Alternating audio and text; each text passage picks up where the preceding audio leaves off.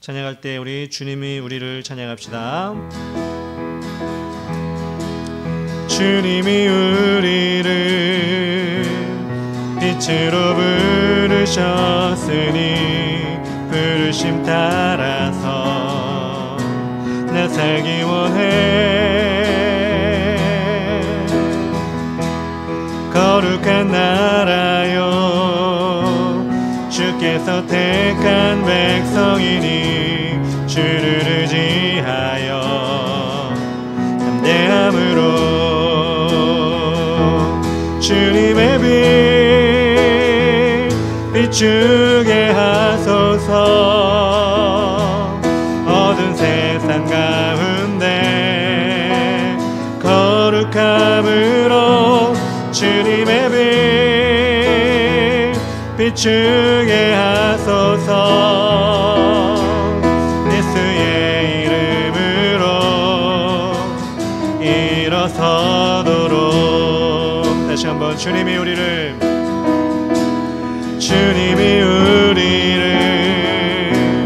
빛으로 부르셨으니 부르심 따라서 나 살기 원해. 거룩한 나라요 주께서 택한 백성이니 주를 의지하여 담대함으로 주님의 빛 비추게 하소서. 어두운 세상 가운데 거룩함으로 주님의 빛 비추게 하소서. 예수의 이름으로 일어서도록. 우리 한 번 더 주님이 우리를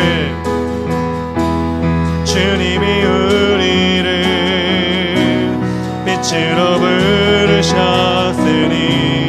부르심 따라서 나 살기 원해. 거룩한 나라요 주께서 택한 백성이니 주를 의지하여 담대함으로 주님의 빛 비추게 하소서. 어두운 세상 가운데 거룩함으로 주님의 빛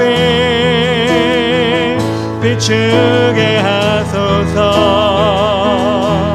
예수의 이름으로 일어서도록. 주님의 빛 비추게 하소서. 어두운 세상 가운데 거룩함으로 주님의 빛 비추게 하소서. 예수의 이름으로 일어서도록. 예수의 이름으로 일어서도록. 아멘. 만왕의 왕 내 주께서 왜 고쳐당했나. 이 벌레 같은 다리에 그 보혈을 흘렸네. 십자가 내가 처음 볼 때 나의 마음의 큰 고통 사라져. 오늘 믿고서 내 눈 맑았네. 참 내 기쁨 영원하도다. 주 십자가 못 박힘은 속죄함 아닌가. 그 긍휼함과 그 은혜 말할 수 없도다.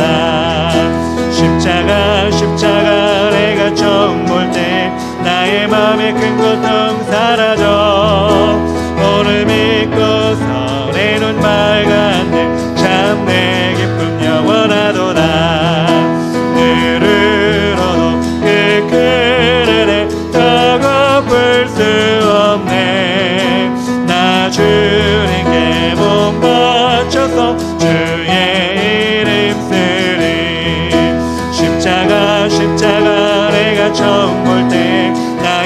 맘의 큰 고통 사라져 오늘 믿고서 내 눈 밝았네 참 내 기쁨 영원 다시 한번 만왕의 왕 만왕의 왕 내 주께서 왜 고쳐당했나 이 벌레 같은 날 위에 그 모여를 였네 십자가 내가 처음 볼 때 나의 맘의 큰 고통 사라져 오늘 믿고서 내 눈 밝았네 참 내 기쁨 영원하도다 주 십자가 못 박힘은 속죄함 아닌가 그 긍휼함과 그 은혜 말할 수 없도다 십자가 내가 처음 볼 때 나의 맘의 큰 고통 사라져 오늘 믿고서 내 눈 밝았네 참 내 기쁨 영원하도다 늘 얻어 그 큰 은혜 다 갚을 수 없네 나 주님께 못 바쳐서 주의 이름 쓰리 십자가 내가 처음 볼 때 나의 맘의 큰 고통 사라져 오늘 믿고서 내 눈 밝았네 참 내 기쁨 영원하도다 십자가 내가 처음 볼 때 나의 맘의 큰 고통 사라져 오늘 믿고서 내 눈 밝았네 참 내 기쁨 영원하도다 아멘 여호와를 즐거이 불러 기쁨으로 주께 나가리 여호와 하나님 난 주의 백성 기르시는 양이라 여호와를 즐거이 불러 기쁨으로 주께 나가리 여호와 하나님 난 주의 백성 기르시는 양이라 감사함으로 주를 높이며 그 문에 들어가서 찬송함으로 그 이름을 송축할지어다 감사함으로 주를 높이며 그 문에 들어가서 찬송함으로 그 이름을 송축할지어다 여호와를 즐거이 불러 기쁨으로 주께 나가리 여호와 하나님 난 주의 백성 기르시는 양이라 여호와를 즐거이 불러 기쁨으로 주께 나가리 여호와 하나님 난 주의 백성 기르시는 양이라 감사함으로 주를 높이며 그 문에 들어가서 찬송함으로 그 이름을 송축할지어다 감사함으로 주를 높이며 그 문에 들어가서 찬송함으로 그 이름을 송축할지 우리 한 번 더 고백합니까? 여호와를 즐거이 불러 기쁨으로 주께 나가리 여호와 하나님 난 주의 백성 기르시는 양이라 여호와를 즐거이 불러 기쁨으로 주께 나가리 여호와 하나님 난 그의 백성 기르시는 양이라 감사함으로 주를 높이며 그 문에 들어가서 찬송함으로 그 이름을 송축할지어다 감사함으로 주를 높이며 그 문에 들어가서 찬송함으로 그 이름을 송축할지어다 나의 등 뒤에서 나를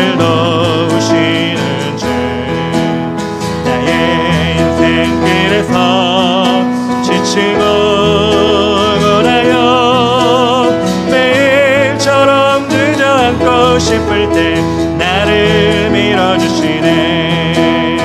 일어나 걸어라 내가 새 힘을 누리니. 일어나 너 걸어라 내 너를 도우리. 나의 등 뒤에서 나를 도우시는 주. 평안히 길을 갈 때 보이지 않아도 지치고 원하여 넘어질 때면 다가와 손 내미시네. 일어나 걸어라 내가 새 힘을 누리니. 일어나 너 걸어라 내 너를 도우리. 나의 등 뒤에서 나를 도우시는 주. 때때로 뒤돌아보면 여전히 계신 주. 진정한 그리스도로 바라보시며 나를 재촉하시네. 아멘. 일어나 걸어라 내가 새 힘을 누리니. 일어나 너 걸어라 내 너를 도우리. 다시 한번 1절. 나의 등 뒤에서 나를 도우시는 주. 나의 인생길에서 지치고 돌아요 매일처럼 주저앉고 싶을 때 나를 밀어주시네. 일어나 걸어라 내가 새 힘을 누리니. 일어나 너 걸어라 내 너를 도우리. 나의 등 뒤에서 나를 도우시는 주. 평안히 길을 갈 때 보이지 않아도 지치고 원하여 넘어질 때면 다가와 손 내미시네. 아멘. 일어나 걸어라 내가 새 힘을 누리니. 일어나 너 걸어라 내 너를 도우리. 나의 등 뒤에서 나를 도우시는 주. 나의 길을 갈 때 보이지 않아도 지치고 원하여 넘어질 때면 다가와 손 내미시네. 아멘. 일어나 걸어라 내가 새 힘을 누리니. 일어나 너 걸어라 내 너를 도우리. 나의 등 뒤에서 나를 도우시는 주. 때로 뒤돌아보면 여전히 계신 주. 진정한 미소로 바라보시며 나를 재촉하시네. 아멘. 일어나 걸어라 내가 새 힘을 누리니. 일어나 너 걸어라 내 너를 도우리. 일어나 걸어라. 일어나 걸어라 내가 새 힘을 누리니. 일어나 너 걸어라 내 너를 도우리. 자신의 이름을 부르며 자여 일어나라 일어나라 주께서 새 힘 주리니. 자신의 이름 자여가 너 걸어라 내 너를 도우리. 자신의 이름 부르며 자여가 일어나라 일어나라 주께서 새 힘 주리니. 자여가 너 걸어라 내 너를 도우리.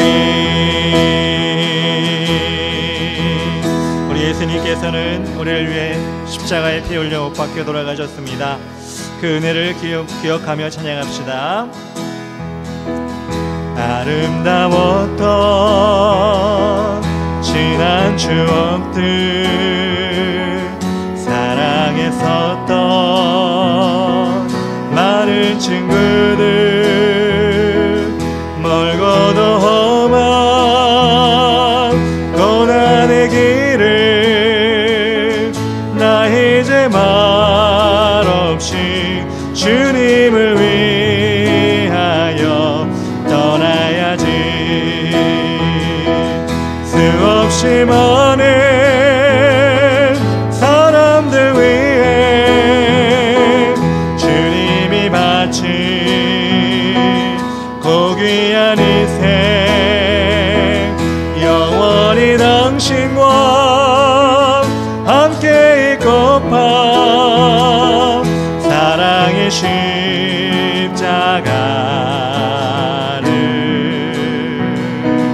맞이하네.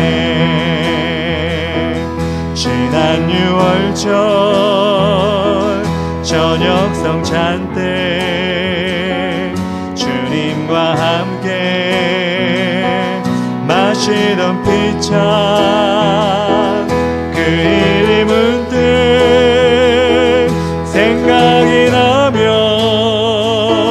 어느새 내 뺨에 주르르 눈물만이 흐릅니다. 수없이 많은 사람들 위해 당신이 바친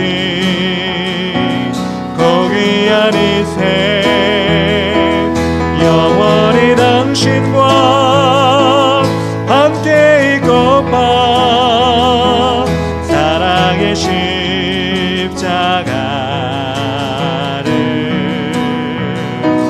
맞이하네. 새벽 다굴 때 난 괴로워서 풍랑이 밀며 난 무서워서, 하지만 이제 두렵지 않아. 이 세상 끝까지 주님을 위하여 죽을 텐데. 수없이 많은 사람들 위해 당신이 바친 고귀한 인생, 영원히 당신과 함께 있고파 사랑의 십자가를 맞이하네. 지난 6월절 2절입니다. 지난 6월절 저녁 성찬 때 주님과 함께 마시던 피차, 그 일이 문득 생각이 나며 어느새 내 뺨에 주르르 눈물만이 흐릅니다. 수없이 많은 사람들 위해 당신이 바친 고귀한 인생, 영원히 당신과 함께 있고파 사랑의 십자가를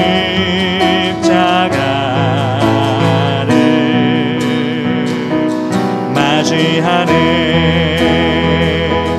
새벽 다굴 때 난 괴로워서 풍랑이 일며 난 무서워서, 하지만 이제 두렵지 않아. 이 세상 끝까지 주님을 위하여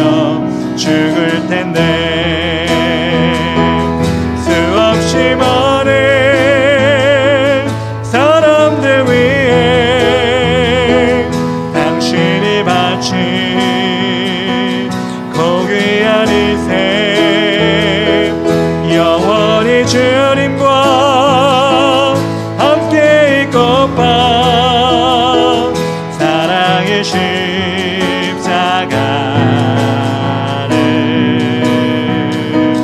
맞이하네.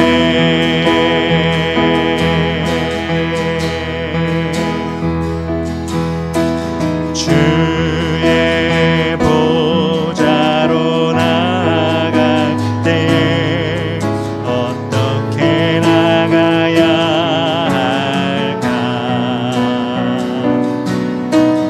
나를 구원한 주의 십자가 그것을 믿으며 가네.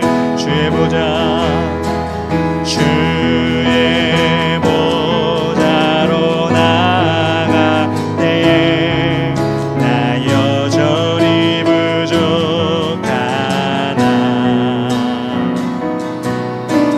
나를 품으신 주의 그 사랑 그것을 믿으며 가네.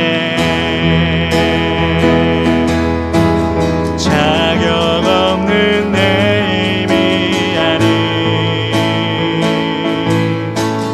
오직 예수님의 보혈로 자격 없는 내 힘이 아닌 오직 예수님의 보혈로 십자가 보혈 십자가의 보혈 완전하신 사랑 힘입어 나갑니다.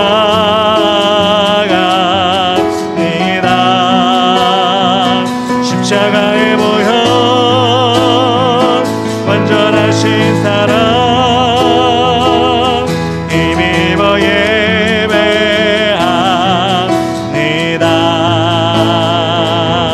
다시 한번 주의 보좌로 나갈 때에 어떻게 나가야 할까? 나를 구원한 주의 십자가 그것을 믿으며 가네. 주의 보좌로 나갈 때에 나 여전히 부족하나. 나를 품으신 주의 그 사랑 그것을 믿으며 가네. 자격 없는 내 힘이 아닌 오직 예수님의 보혈로 자격 없는 내 힘이 아닌 오직 예수님의 보혈로 아멘. 십자가의 보혈 완전하신 사랑 힘입어 나갑니다.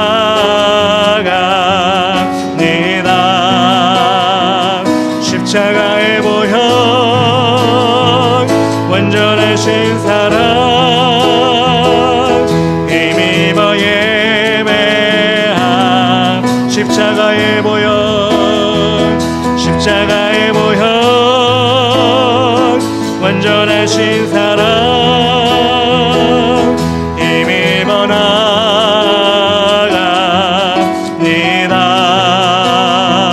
십자가의 보혈 완전하신 사랑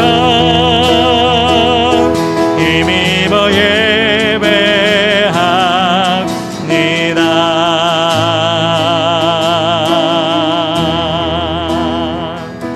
우리 이 시간 하나님께 나아갑시다. 십자가를 바라보며 나아갑시다.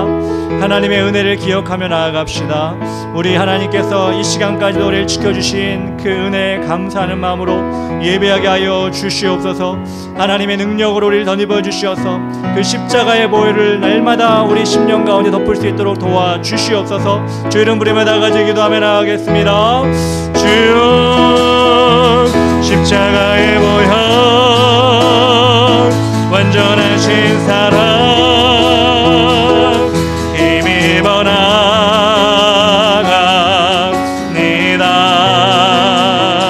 십자가의 보혈 완전하신 사랑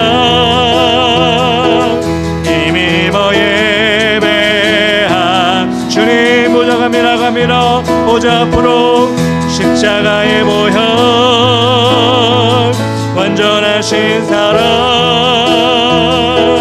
힘입어 나갑니다.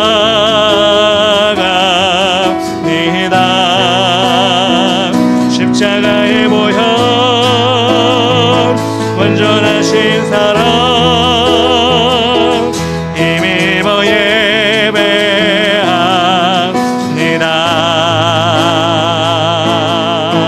우리 한 번 더 기도하며 나아갑시다. 하나님, 이 고난주간 가운데 우리를 지켜주셔서 끝까지 예수님과 동행하게 하여 주시옵소서. 우리 심령을 주님께서 온전히 인도하셔서 세상에 물들지 아니하고 오직 하나님과 동행하는 그런 자가 되게 하여 주시고, 오늘도 말씀 가운데 우리를 인도하여 주시옵소서. 성령 충만함을 허락하여 주시옵소서. 주의 이름 부르며 기도하겠습니다. 주여, 십자가의 보혈 완전하신 사랑 힘입어 나갑니다.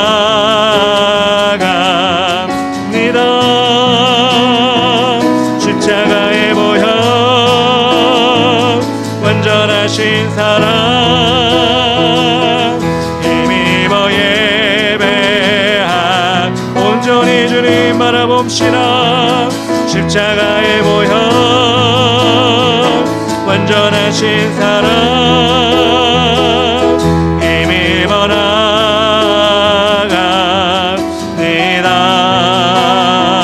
십자가의 보혈 완전하신 사랑 힘입어 예배합니다.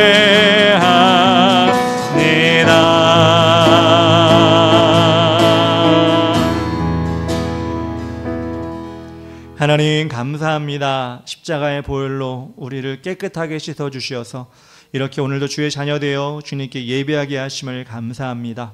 하나님, 오늘도 우리가 이 시간 예배할 때 하나님 기뻐 받아 주시고 아름다운 향기가 되어 하나님께 올라가는 예배가 되게 하여 주시옵소서. 예수님의 이름으로 기도합니다. 아멘. 다같이 사도신경으로 우리 신앙을 고백합니다. 나는 전능하신 아버지 하나님 천지의 창조주를 믿습니다. 나는 그의 유일하신 아들 우리 주 예수 그리스도를 믿습니다. 그는 성령으로 잉태되어 동정녀 마리아에게서 나시고 본디오 빌라도에게 고난을 받아 십자가에 못 박혀 죽으시고 장사된 지 사흘 만에 죽은 자 가운데서 다시 살아나셨으며 하늘에 오르시어 전능하신 아버지 하나님 우편에 앉아 계시다가 거기로부터 살아있는 자와 죽은 자를 심판하러 오십니다. 나는 성령을 믿으며 거룩한 공교회와 성도의 교제와 죄를 용서받는 것과 몸의 부활과 영생을 믿습니다. 아멘. 예, 우리 시간은 다같이 말씀을 읽겠습니다. 요한복음 3장 22절부터 36절까지 말씀입니다.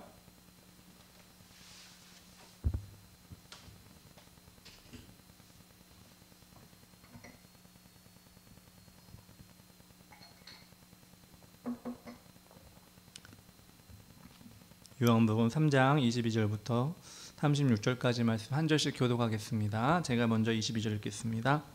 그 후에 예수께서 제자들과 유대 땅으로 가서 거기 함께 유하시며 세례를 베푸시더라.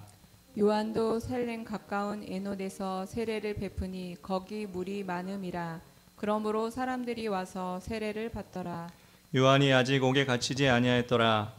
이에 요한의 제자 중에서 한 유대인과 더불어 정결 예식에 대하여 변론이 되었더니 그들이 요한에게 가서 이르되 랍비여 선생님과 함께 요단강 건너 저편에 있던 이 곧 선생님이 증언하시던 이가 세례를 베풀매 사람이 다 그에게로 가더이다. 요한이 대답하여 이르되 만일 하늘에서 주신 바 아니며 사람이 아무것도 받을 수 없느니라. 내가 말한 바 나는 그리스도가 아니요 그의 앞에 보내심을 받은 자라고 한 것을 증언할 자는 너희니라. 신부를 취하는 자는 신랑이나 서서 신랑의 음성을 듣는 친구가 크게 기뻐하나니 나는 이러한 기쁨으로 충만하였노라. 그는 흥하여야 하겠고 나는 쇠하여야 하리라 하니라. 위로부터 오시는 이는 만물 위에 계시고 땅에서 난 이는 땅에 속하여 땅에 속한 것을 말하느니라. 하늘로부터 오시는 이는 만물 위에 계시나니 그가 친히 보고 들은 것을 증언하되 그의 증언을 받는 자가 없도다. 그의 증언을 받는 자는 하나님이 참되시다는 것을 인쳤느니라. 하나님이 보내신 이는 하나님의 말씀을 하나니 이는 하나님이 성령을 한량없이 주심이니라. 아버지께서 아들을 사랑하사 만물을 다 그의 손에 주셨으니 다 같이 아들을 믿는 자에게는 영생이 있고 아들에게 순종하지 아니하는 자는 영생을 보지 못하고 도리어 하나님의 진노가 그 위에 머물러 있느니라. 아멘. 요한복음 3장 22절부터 36절까지 읽었습니다. 끝까지 낮아지는 세례 요한이란 제목으로 우리 하나님 말씀을 같이 나누길 원합니다. 라이벌이라는 영어 단어가 있습니다. 한국말로 하면 경쟁자라고 할 수 있는데요. 이 영어 라이벌이라는 것은 영어 리버, 발음이 좀 이상하네요. 리버 강이라는 단어에서 파생된 말입니다. 즉 강은 물이 흐르잖아요. 물을 함께 마시는 사람을 경쟁자라고 한다고 볼 수 있습니다. 세상적인 시각으로 볼 때 세례 요한과 예수님은 어떻게 보면 경쟁 관계에 있는 것 같아요. 이 성경 말씀에 보면 세례 요한도 마찬가지로 회개 세례를 전파하고 예수님도 회개 세례를 전파했습니다. 또 예수님도 그렇고 세례 요한도 그렇고 같은 지역에서 복음을 전했습니다. 그런데 예수님이 공생애를 시작하신 다음부터는 세례 요한에게 많이 갔던 사람들이 세례 요한에게 몰렸던 사람들이 예수님께 더 많이 오게 된 것입니다. 이것을 좋지 않게 여겼던 사람들이 있었는데 그게 누구였냐면 세례 요한의 제자들이었습니다. 그래서 세례 요한의 제자들이 자신의 선생님들에게 사람들이 많이 왔었는데 이제 예수님께 많이 가니까 뭐 당연한 건데 사실 어떻게 보면 지금은 당연한 건데 그렇게 예수님께 많이 가니까 셈이 났던 거예요. 그래서 오늘 말씀에 이렇게 나와 있습니다. 25절, 26절에 이렇게 나옵니다.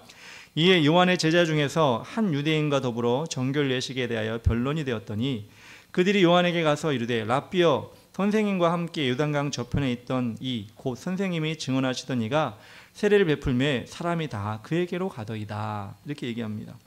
정결 예식에 대한 얘기를 하다가 이 제자들이 요한에게 왔다는 것인데 정결 예식이라는 것이 무엇이냐?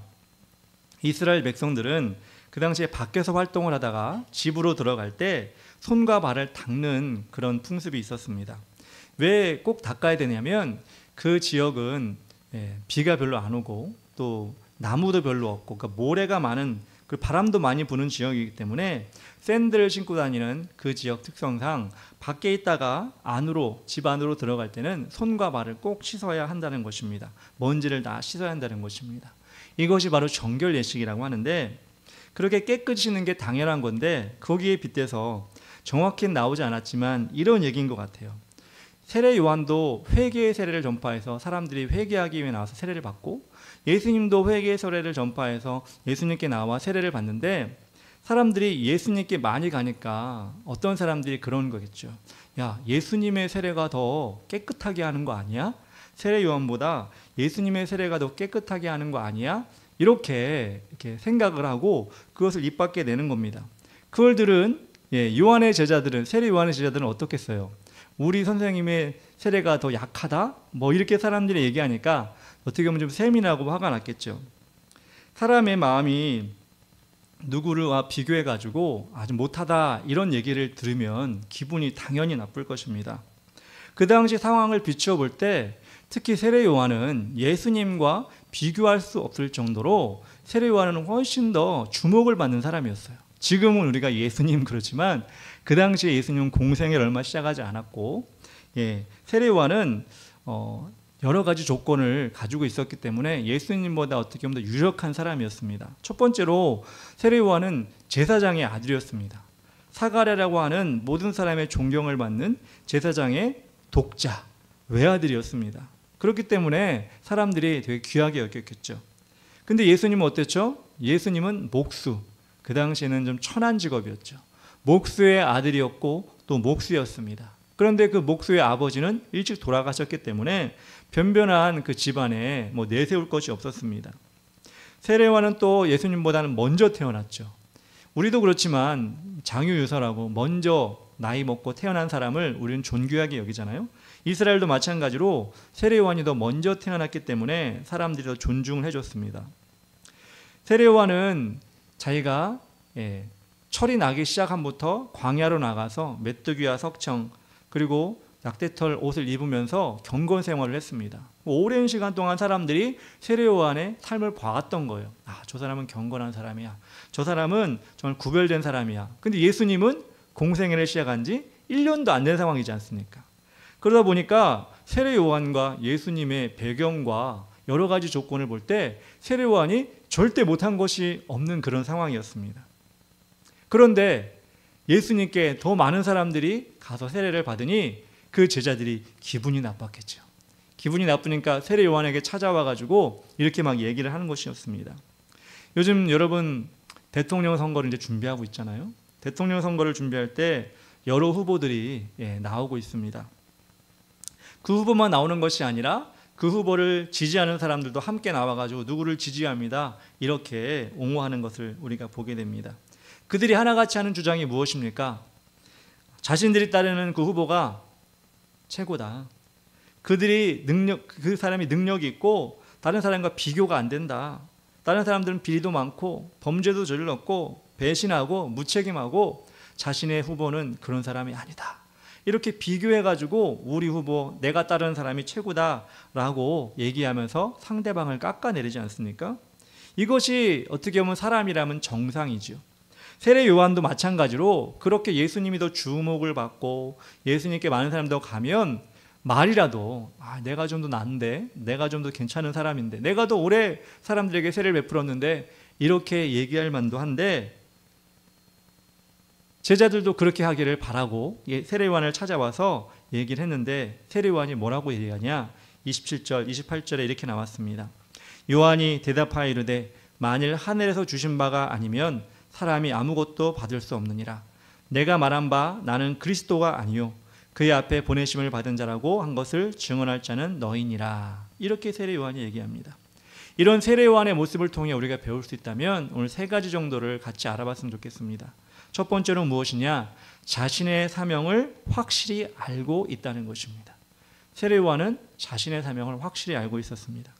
자신이 주인공이 아니고 주인공이신 메시아를 위해 준비하러 온 사람임을 분명히 명확하게 지금 얘기하고 있는 것입니다. 우리가 요한복음 1장을 볼 때도 이런 말씀이 나왔지만 세례 요한은 자신을 뭐라고 표현했죠? 광야에서 외치는 자의 소리다 이렇게 얘기했습니다.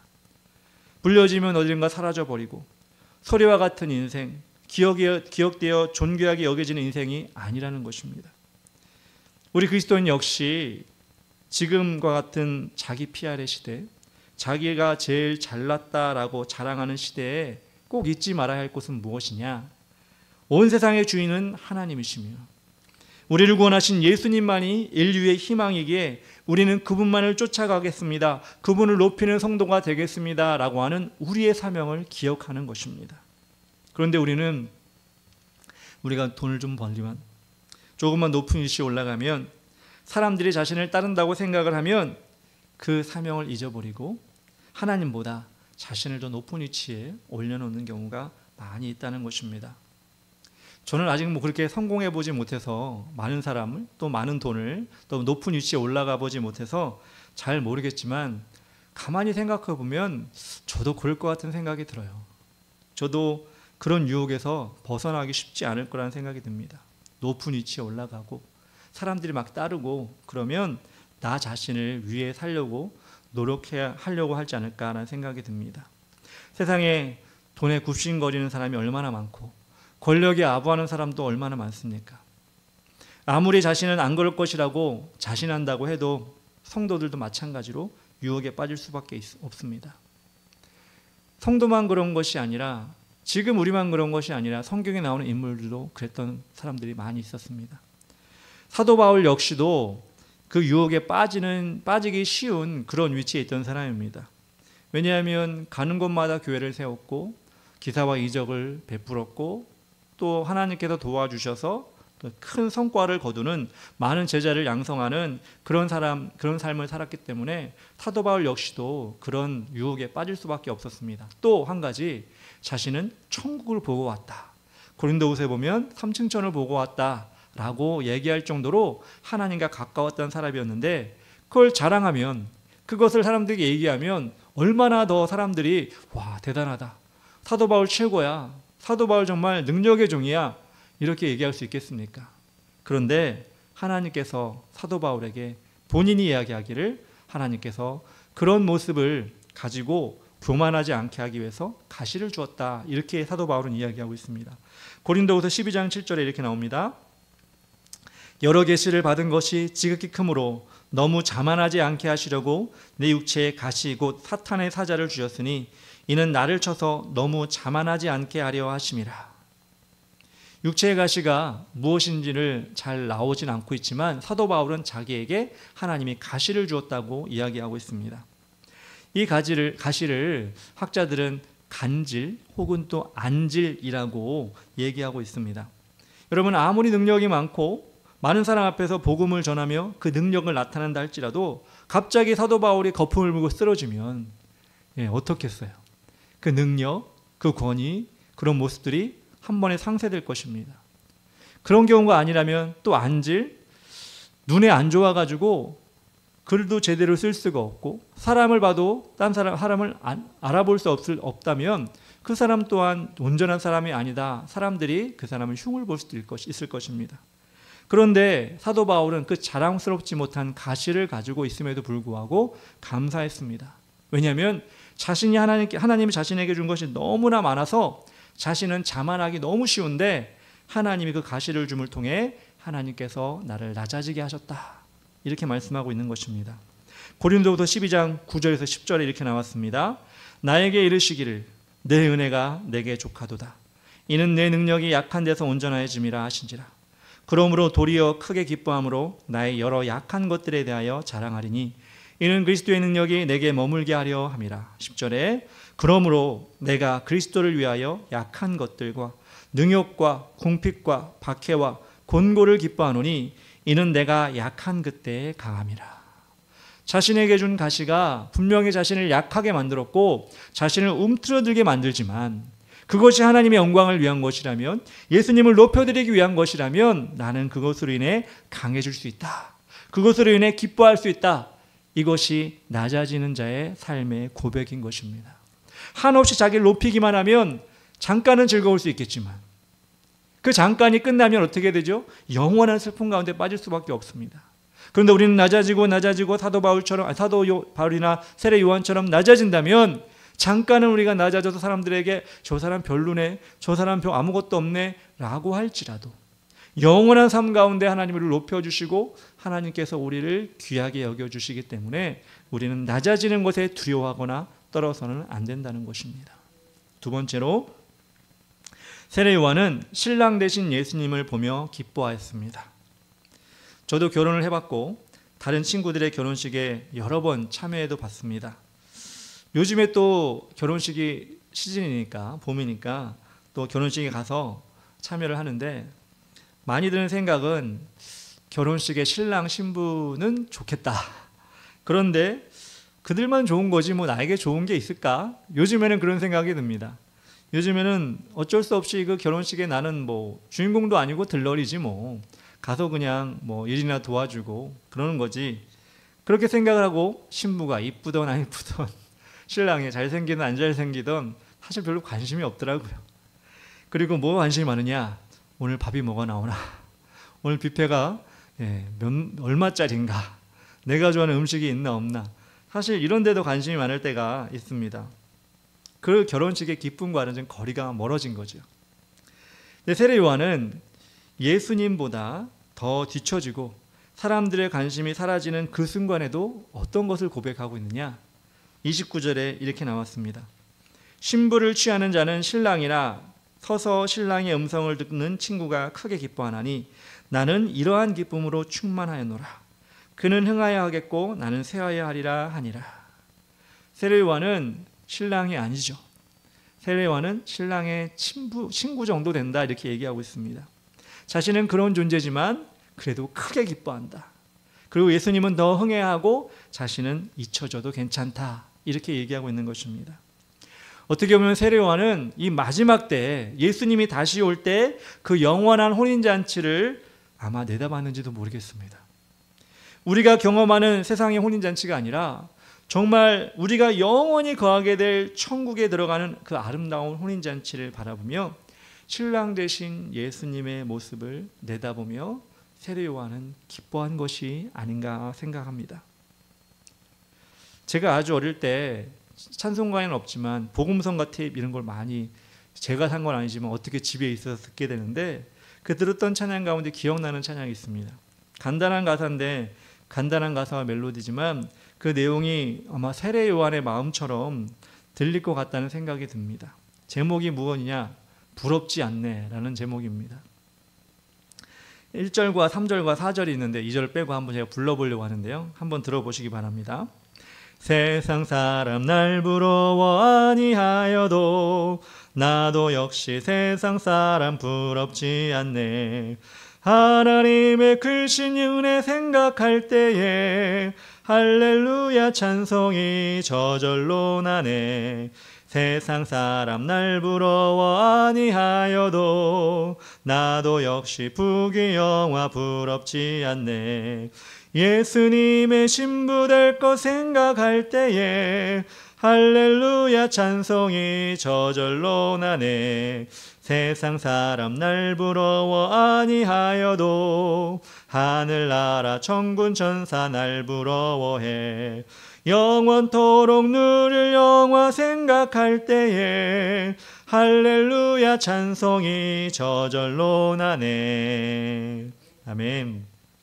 아주 단순한 멜로디고 단순한 가사인데도 우리 성도들 마음에 이랬으면 좋겠습니다. 이런 마음으로 신앙생활하면 참 좋겠습니다. 세상의 화려한 결혼식, 세상에 우리가 갈 수 있는 여러 가지 좋고 괜찮고 정말 꼭 가보고 싶은 그런 잔치의 자리에 가는 것도 참 좋지만 그곳에서 또 먹고 마시고 즐기는 것도 참 좋겠지만 우리가 정말 즐기고 우리가 정말 기뻐해야 될 잔치는 어떤 잔치냐? 하나님께서 우리를 위하여 예수님이 오실 때 예비하신 천국의 혼인잔치가 아니겠습니까? 그 잔치를 소망한다면 그런 세상의 잔치, 세상의 즐거움, 세상의 부러움 우리가 좀 내려놓고 하나님이 부르시는 곳, 하나님이 이끄시는 곳, 하나님이 우리를 찾으시는 곳에 우리가 먼저 가서 세상 사람들이 부러워하지 않는다 할지라도 우리 하나님께서 주시는 그 자리에서 끝까지 하나님께 영광을 돌리는 우리가 된다면 우리는 정말 가장 이 마지막 시대에 아름다운 모습으로 신앙생활 하는 것일 것입니다. 세 번째로 우리는 성령 충만하게 하시는 예수님을 세례 요한은 믿었습니다. 세례 요한은 성령을 충만하게 하시는 예수님을 믿었습니다. 세례 요한 역시 성령의 사람이죠. 성령의 사람이 아니고서는 회개를 전파할 때 사람들이 이렇게 많이 나오지 않았을 것입니다. 그리고 성령으로 많은 사람들을 하나님께로 이끌고 나올 때 하나님이 기뻐하셨습니다. 그런데 그 성령의 사람인 세례 요한이 예수님에 대해서 뭐라고 얘기하느냐? 뭐라고 고백하느냐? 34절, 35절, 36절에 이렇게 나왔습니다. 하나님이 보내신 이는 하나님의 말씀을 하나니 이는 하나님이 성령을 한량없이 주심이니라. 아버지께서 아들을 사랑하사 만물을 다 그의 손에 주셨으니 아들을 믿는 자에게는 영생이 있고 아들에게 순종하지 아니하는 자는 영생을 보지 못하고 도리어 하나님의 진노가 그 위에 머물러 있느니라. 하나님께서 예수님에게 주신 것을 볼 수가 있습니다. 무엇을 주셨냐? 하나님이 성령을 한량없이 예수님에게, 제약 없이 예수님에게 주셨다는 것입니다. 너무나 당연하게도 예수님과 성령님은 하나이시니까 당연히 예수님은 한량없이 성령에 충만하신 분이고 그 성령을 우리에게 주신 분입니다. 그리고 아버지 하나님께서 만물을 그 손에 다 주셨다는 것입니다. 예수님께 세상의 영혼을 다 맡겨주셔서 구원할 수 있도록 하셨다는 것입니다. 그래서 아들을 믿는 자에게는 영생이 있다고 말씀하고 계십니다. 그런데 중요한 것은 이 말씀 가운데 우리가 단어 하나하나를 잘 봐야 돼요. 중요한 것은 영생이 없는 사람은 어떤 사람일까요? 보니까 36절에 아들을 믿는 자에게는 영생이 있고 아들에게 순종하지 아니하는 자는 영생을 보지 못하고 라고 나옵니다. 아들을 믿는 자에게 영생이 있고 아들을 안 믿는 자에겐 영생을 못 본다가 아니라 아들에게 순종하지 않는 자는 영생을 보지 못한다는 것입니다. 오히려 하나님의 진노가 있다는 것입니다. 여러분, 안 믿으면 당연히 영생이 없죠. 근데 믿음에도 불구하고 순종하지 않으면 영생이 없다는 것입니다. 성경에 많은 예가 있습니다. 예수님께서 비유를 하실 때도 이런 게 있습니다. 달란트 비유 여러분 기억하실 것입니다. 5달란트, 2달란트, 1달란트를 받은 종들이 주인과 이야기를 합니다. 이 큰 돈을 가지고 여러 가지 사업을 해서 이윤을 남겨라. 이렇게 하고 큰 돈을 맡겨준 겁니다. 1달란트도 절대 작은 돈이 아닙니다. 그것을 가지고 장사를 해서 이문을 남기라고 하셨는데 5달란트나 2달란트는 순종하여서 이문을 남겼습니다. 근데 1달란트, 이 사람도 돈을 받았죠. 종과 주인의 관계가 성립이 되었습니다. 그럼에도 불구하고 이 종은 순종하지 않았습니다. 그럴 때 어떻게 됐죠? 그 주인이 와서 종에게 뭐라고 그러죠? 그 있는 것을 빼앗고 바깥 어두운 데 내어 쫓으며 슬피 울며 이를 갈미 있으리라고 얘기했습니다. 이 시대의 많은 크리스천들이 하나님은 나의 주님이십니다. 예수님은 나의 구세주십니다. 라고 고백을 하지만 그 명령에는 순종하지 않는 것입니다. 그리고 예수님이 흥한 것이 아니라 내가 흥하여 하겠다고 세상을 쫓아가는 모습을 보게 됩니다. 오늘 말씀을 통하여 나는 영생을 예수님을 믿는 것이 순종으로 나타나고 있는가를 살펴봐야 한다는 것입니다. 세례요한은 예수님보다 더 잘 나갈 수 있는 조건과 위치를 가지고 있었지만 끝까지 예수님을 섬기고 그분이 더 흥하기를 바라며 자신을 하나님의 뜻에 순종함으로 내어드렸습니다. 그런데 우리는 그보다도 훨씬 못한 자인데 세례요한보다 훨씬 못한 존재임에도 불구하고 자꾸 높아지려고 하고 있습니다. 그러면 하나님이 기뻐하실까요? 하나님이 준비하신 영원한 혼잔치에 들어갈 수 있을까요? 누가복음에 보면 큰 잔치를 베푼 어떤 사람의 이야기가 나옵니다. 그 사람이 큰 잔치를 베풀어 놓고 손님을 청해 초대장을 보내고 오라고 날을 정해놓고 그들을 초대합니다. 근데 그날이 됐을 때 그 사람들이 어떻게 하죠? 나는 밭을 사서 못 간다. 나는 소를 사서 못 간다. 나는 장가를 가서 못 간다. 다 자신의 일에 바빠서 못 간다. 못 간다. 이렇게 얘기하는 것을 봅니다. 분명히 초대장은 받았습니다. 여러분 교회 나와서 예배드리는 초대장은 다 받았습니다. 그리고 이 자리에 나올 수 있는 분명한 이유도 있습니다. 그런데 마지막 때가 되면 내가 흥하여야 하니까 내가 산 밭에 가겠습니다. 내가 흥해야 하니까 내가 산 소를 봐야겠습니다. 내가 흥해야 되니까 내 가정, 내 장가, 내 시집 가는 거에 더 신경을 쓰겠습니다. 이러고 하나님을 멀리하고 하나님을 떠난다는 것입니다. 우리가 이 시대 가운데 세례 요한처럼 정말 복된 사람이 되려면, 정말 낮아지는 사람이 되려면 우리의 눈은 항상 천국 잔치에 향해야 한다는 것입니다. 최선을 다해 하나님께 영광을 돌리고 부활의 예수님이 다시 이 땅에 오셔서 우리를 구원하실 그날을 기대하면서 이 고난 주간에는 또 예수님의 고난에 동참하면서 말씀 보고 금식하고 미디어 금식하고 이렇게 예수님이 흥하도록 나는 세상의 즐거움을 내려놓고 예수님을 높여드리도록 우리가 이렇게 고백하고 살아간다면 하나님께서 우리 가운데 오실 때 분명히 우리의 그 모습을 보고 기뻐하시고 상을 주실 것이라고 믿습니다.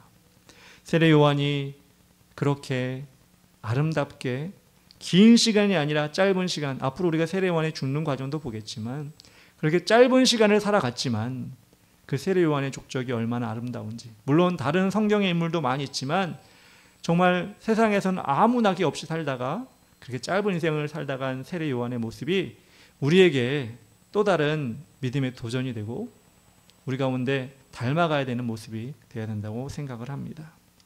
오늘 말씀을 생각하시면서 우리 찬양 한 곡 하면 좋겠는데요. 내가 주인 삼은 모든 건 내려놓고 이 시간 찬양하면서 우리가 하나님 앞에 더 우리 자신을 올려드릴 수 있는 그런 마음으로 나가게 해달라고 고백하면서 기도하겠습니다.